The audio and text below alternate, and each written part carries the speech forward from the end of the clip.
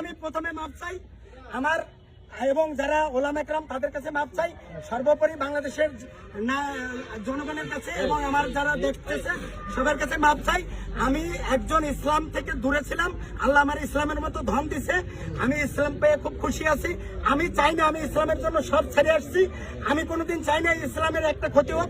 তারপরেও আমার কথাটা আমি ভুল হয়ে গেছে। কথাটা বলতে চাইছিলাম যে ইফতারিতে যদি খেজুর মজা লাগে তাহলে পয়লা বৈশাখে পান্তা ভাত মজা লাগে, পয়লা বৈশাখে পান্তা ভাত মজা লাগে, কিন্তু এটা উল্টে গেছে।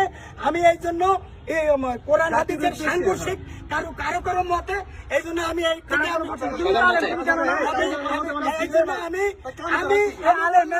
এইটা আমি আমার ভুল হয়েছে, আমি মাপ চাই। আমি কোন কোরআন হাদিস নিয়ে ইসলাম নিয়ে আমি জড়াই আর কোনো কথা জীবনে বলতে চাই উত্তর করে